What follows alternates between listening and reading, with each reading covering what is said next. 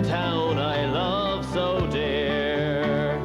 But we're after winning 2 million quid, so we're off to Belvedere. Yes, it's goodbye to good old Arthur J, and it's bonjour to fine Chablis. I am leaving my heart at the Halfpenny Bridge, now it's Belvedere for me. So, what's in the suitcase, Toby? It's Emer. She's left me. Oh, that's terrible, Toby. It's not another man, is it? No, it's her mother, Brunhilde. She left you for her mother? Apparently she fell down the stairs and broke her hip, so Emer's had to desert me to go and look after her. Just upped and left the garden path half paved. I could fall and aggravate my coccyx. Oh, dear. And the light bulb in the upstairs bathroom needs replacing. The house is an absolute death trap, Pamela. Oh, poor Toby. Well, you can't possibly stay there on your own. No, I thought you might say that, Pam, you dear. Yes. Now, you should book into a hotel. A hotel? Yes, well, you can't stay in the house, as you've said. I mean, you could stay here, but, Yes. Well, with Aileen here, you see, I just don't have the room. Surely you could squeeze me in on the couch even. I don't take up too much room. Anyway, I'm sure that you would be much more content in a hotel. But hotels are so impersonal. I should be in a home. A hotel. Has it come to this? Toby, are you all right? Oh, don't worry about me. No, I'm not all right. I'm very sick. Well, Toby, do you want me to call you a doctor? No, it's okay. I know what it is. It just comes over me every now and again. Oh, I'm fading. Is it serious? I'm afraid so, Pamela. Well, what is it? What is it? It's, creeping narcolepsy. Creeping narcolepsy? What? It's been in the O'Driscoll bloodline ever since the days of that incorrigible sailor, the Grand Duke Tristram O'Driscoll. Toby, you never said. Well, you know me. Never want to burden my friends. Toby, can I get you something? Would you like a glass of water? No. I'll just go and book into a hotel. A hotel, Toby. I won't hear of it. You are staying here. Pamela, your house is already overcrowded. The last thing you need is an invalid on your hands. What's happening? The floor is moving. Toby O'Driscoll, you are staying in this house, and I will hear no more about it now. You lie down there and rest, and I'll get you, what will I get you? Well, I usually find a little protein helps the weakness, so maybe a little caviar, perhaps. And the doctor says to take lots of fluids. So a little Beaujolais.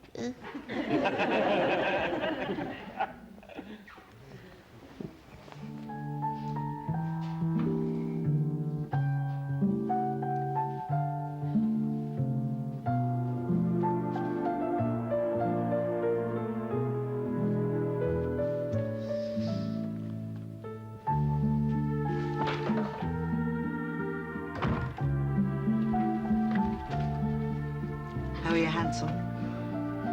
Very delicious. Has there been a power cut? Mood lighting, Eddie. Well, I'm in the mood, all right. The twins are in Martin's house. Dropped them off myself. Just tired of sleep. Out like a light. Romantic Chinese takeaway for two. With extra oyster sauce. The night is ours. What's this? Caracal? What are you doing here? You're supposed to be in Martin's. Martin's dad brought us home. What did you do? Nothing. I said, what did you do? We woke up Martin's granddad. That all? While we were shaving off his eyebrows. Oh, my God! That's the end of my romantic night in. Oh, my God. Is there anyone that used to had to wait 10 years for a little sister? Are we going to be killed? Very slowly. Are you sure the Chardonnay is good for your blurred vision, Toby? I find it's very good for the optic nerve. Right. It's just that I was worried, that it might send you back to sleep again. No, I can stave off the sleeping with the strawberry creams and the walnut nougat. Oh, yes, of course. So, how long do you think Emma is going to be away, Toby? Oh, I suppose until Thingamany. Her mother. Well, until her mother gets better, I suppose. Yes, I see. You realise, of course, me being sick and totally dependent on your nursing care is the best thing that could ever happen to you. The best thing that could ever happen to me? Well, you know that the nominations for the most charitable resident are coming up. Oh, yes.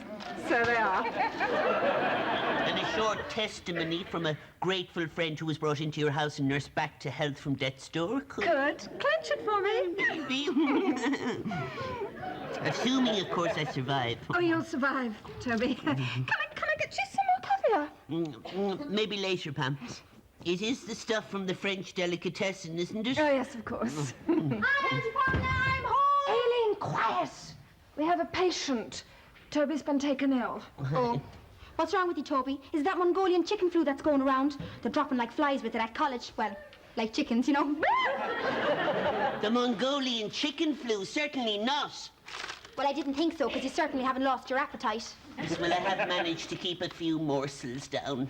My Granny Bunyan was a great believer in boosting your immune system. She used to swear by running through a field of nettles in her underwear. Every day, winter and summer, parish fair or no parish fair. Aileen, Toby's is an inherited condition. Creeping narcolepsy. It's left him weak as a kitten. With blurred vision. Blurred vision. That's not narcolepsy. But, oh, they teach you medical diagnosis in first arts now, do they, Eileen? No, I saw it in a film. Narcolepsy is when you fall asleep all the time. Hang on. I remember that film. Toby? Toby? Sorry, I must have dropped off. That's one of the symptoms, you know. Were you saying something? Oh, no, nothing important. I'm going to get you some more Chardonnay. Oh, good.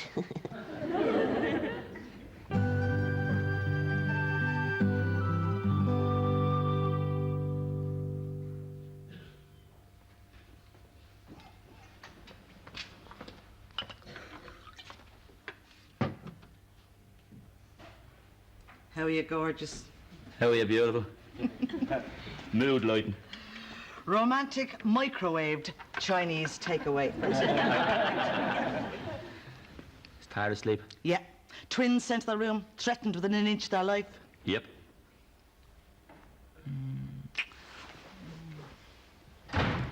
Eddie! Molly! How is? Is that a power cut? No, honey. It's not a power cut. What are you doing here? This isn't exactly a good time of the night. Well, you know that job on the North Circular Road? Yeah? I finished it. And your man gave me a cheque. Did you do what we told you to do after the last time? Yeah, I made sure he signed it.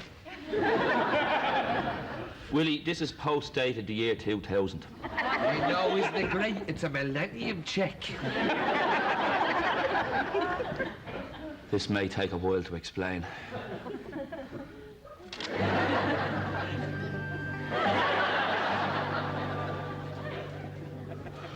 So you mean it's not worth anything? Not until the year 2000. That's two. Carry the one. Put it. That's ages away. Look, Willie, I'd love to help you, but this isn't a good night for me. Well, it's not a good night for me either. No, I mean, me and Molly's supposed to have a night in together, you know, getting close. Close to what, Eddie? Close to each other. Ah, Rico, I'll get a few cans for takeaway then.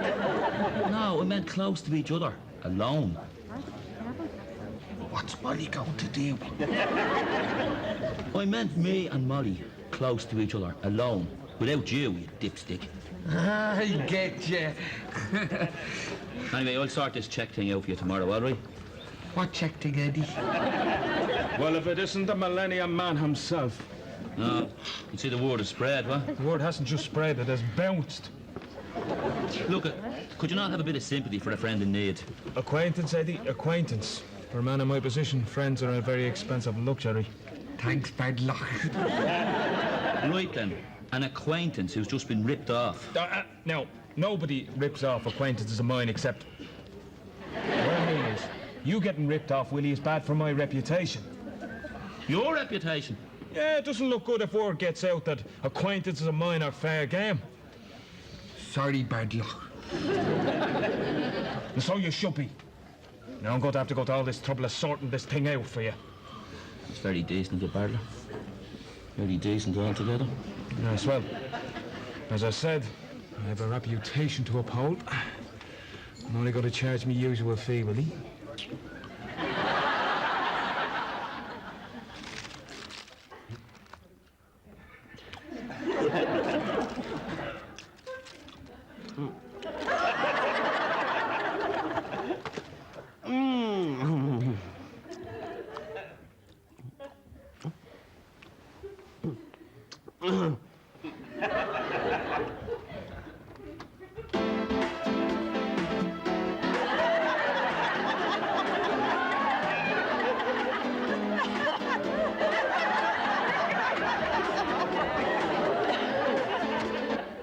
Weak as a kitten, is it, Toby? Oh, Aileen, even that little effort has left me completely drained. So weak, someone has to hold your wine glass for you. Oh, would you please? Toby O'Driscoll, you're not sick at all. But I am. I can't believe you're just pretending to be sick. Well, I mean, I can believe it. I saw it with my own eyes. I have to believe it, but it's unbelievable. Aileen, what's going on? Pamela, she's shouting at me. Aileen, how could you? You know the state poor Toby's in. The only state poor Toby's in is the Central Republic of the lap of luxury. Oh, my vision is getting blurry again. Pamela, is that you? Where's the Chardonnay? Here, Toby. This will relax your retinas. There's nothing wrong with them, Auntie Pamela. I just saw him dancing around the room very energetically, very unweakly. Very bad sense of rhythm, mind, but definitely not sick. I was attempting to stand up. I lost my balance and I was trying to regain it. Oh, cruel fate, why dost thou ravage me so? Toby, try not to exert yourself. Well, if his vision is so blurry, how come he's reading all these French Vogue and New Woman magazines? Well, that's because he's, Toby? Oh, sorry, I must have dropped off again. As long as I didn't fall into A wine glass. a coma. That can happen, you know, Pam. Really? Really. Really? Look, Aileen, Toby is ill, and I don't want you pushing him into a coma. Never mind pushing him into a coma. We should push him through a field of nettles in his underwear. My Granny Bunyan, now she Never would have mind said... your Granny Bunyan. I'm a sick man. Auntie Pamela, can't you see he's taking complete advantage of you and you're catering to his every whim? Aileen, I do not cater. Really, Aileen, Pamela's magnanimously ministering to a sick friend. Florence Nightingale could not be a more courteous, attentive, charitable resident. Here, sip this. You're not really going to fall for this, Auntie Pam. Look, Aileen, Toby is ill, and I am selflessly nursing him back to health. And I won't hear any more about it. Thank you, Pamela. If I could have some more of the caviar now, and some more of those water biscuits. Not those ordinary crackers. I find very hard on the gums. Yes, of course. Oh, God.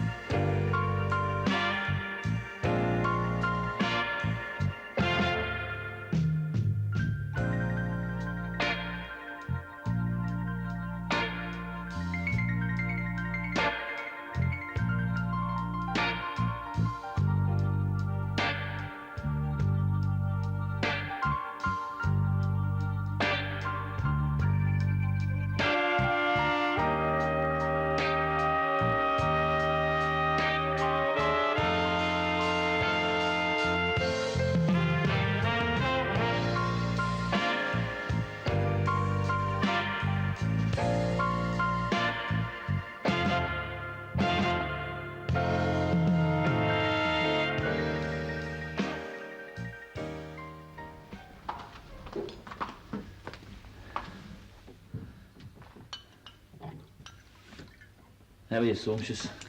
How's yourself, sexy? Well, the mood lighting's nearly burnt down. And the twins got most of the romantic Chinese takeaway. Are they in bed? For the rest of their lives. Tara? Out for the count, Willie. He's been taken care of by Bardler. In a nice way. I got 2 forks. 2 glasses. I got a fella I'm mad about. Oh. That Toby O'Driscoll is just too much. Hey, what do you want? What's this, a power cut? I can't stay in that house another minute. Toby is actually living in our house, guzzling Auntie Pamela's Chardonnay and stuffing his face with caviar. Aileen, he's been doing that for years. This is different. He's pretending to be sick so we can move in while Emer's away, saying he's got some inherited disease, narcolepsy for creeps. Well, maybe he is sick. That Mongolian chicken flu's going around. No, Molly, I saw it with my own eyes. He's just faking it. He's got Auntie Pamela fooled, but I'm a Cork woman. Well, Aileen, thanks for sharing that with us, but you see... I'm not going back into that house until Toby is gone. So, looks like you've got yourselves a free babysitter for tonight and maybe tomorrow night and the night after. The thing is, Aileen, that Eddie and me wanted a quiet night in together. Sure, what would you want a quiet night at home for? You two need to go out and have a good time. Really, sometimes you married folk just forget how to have fun.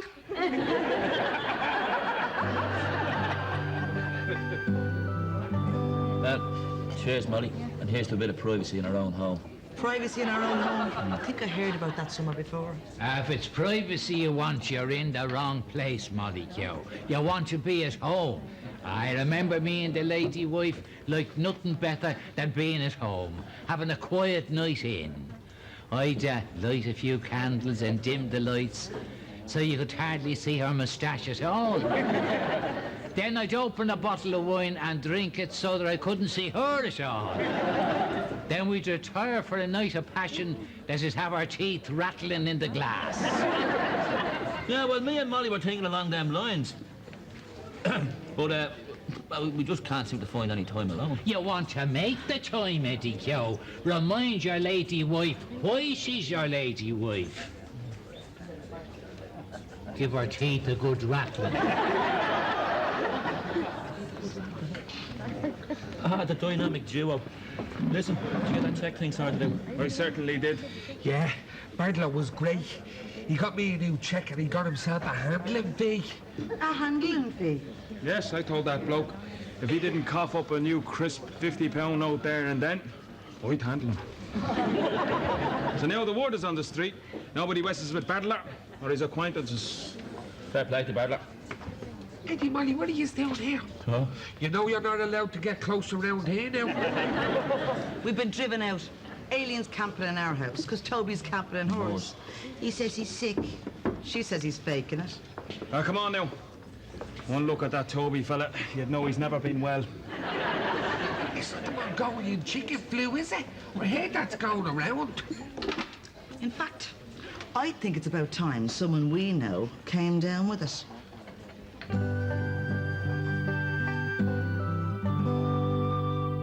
Aileen, wouldn't it be terrible if you got Mongolian chicken flu? Yeah, that'd be awful. You'd have to go straight home. Yeah.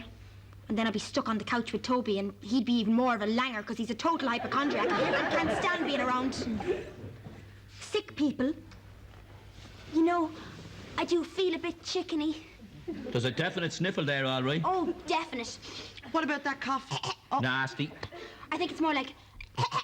very impressive. Oh, what about...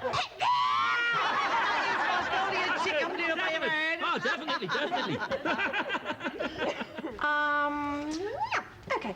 Toby, I have just made out a rough testimonial for you to sign for the most charitable resident nomination. Not now, Pamela. My hands are full.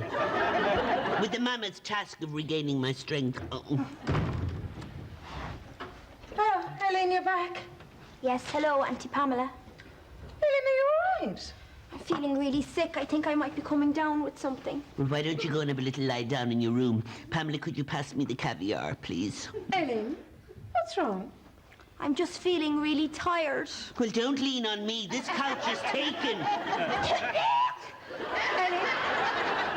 Aileen, was that a cluck you just made? Me? No, I don't think so. Aileen, that was distinctly clucky. You know, I think that you have got the Mongolian chicken flu. The Mongolian chicken flu, but that's highly contagious. Oh, you know, it looks like I have 2 patients. What, 2? I can no longer stay in this plague house. Now, not now that I've suddenly recovered. Toby, how could you have? Well, that's the thing about creeping narcolepsy, Pam. It creeps off as quickly as it creeps on. Toby, are you sure you're recovered? Yes, I'm fine. I'm absolutely fine. Toby. Yes? That's my duvet. My God! Well, that's that. Come on, Auntie Pamela, I'll help you clean up this creeping mess. No, Aileen, I won't hear of it. You're sick. Oh, no, really, I'm fine. No, Aileen, you have got the Mongolian chicken flu. You are sick. No, you don't understand. I don't actually have the Mongolian chicken flu. Oh, my God, you're delirious. What you need is a lot of rest and lots of food, good food, and magazines to read and videos to watch and no study and lots of pampering. On the other hand, I do feel a bit chickeny. Yes, of course you do, and I'm going to take care of you. Have it your way, then. I'm too weak to resist. You know, with selflessly nursing 2 patients in a row, I'm a dead cert for most charitable resident.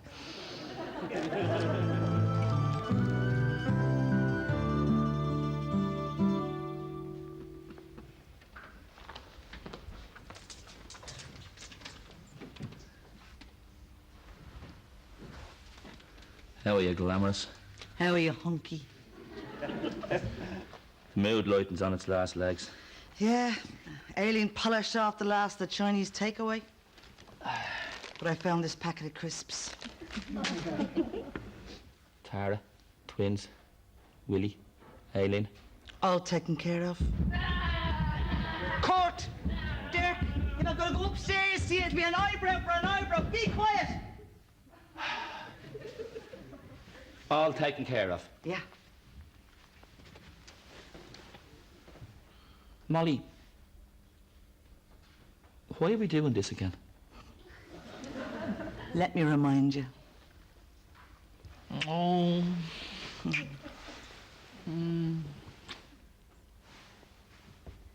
What is it?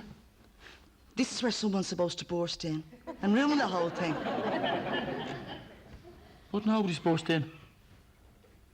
I know.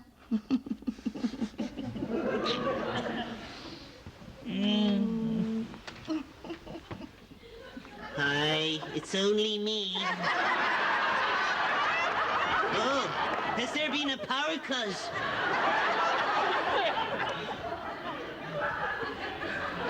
The front door was open. Aileen!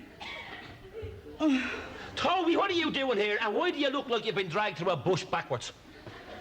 I wasn't dragged, I fell, and it wasn't a bush, it was a hedge, and it wasn't backwards, I fell front first. Emer's away, I've forgotten my key. I was trying to get through the window and it's raining. Ah, sure. God love you, Topes. Does that mean I can stay here, Molly? Why don't you stay in Pam's? I'm not staying in that house of contagion and pestilence. Right. Lads, Court, Dad, come down here. Quickly. Now, Tobes has forgotten his key, so he'll be keeping with you tonight. Yeah, another customer for the barber shop. Molly, you cannot be serious. Well, it's either the flower bed or their bed. And I wouldn't raise your eyebrows like that, Toby. It only draws attention to them. Come on, Toby. Night, Tobes. Night, Tobes. Listen, do you not think we were a bit hard on him? I mean, you could have had the couch. No, he couldn't have had the couch. Because you're on the couch tonight. Molly, what did I do? Nothing. Yet. But now's your chance. Oh, God.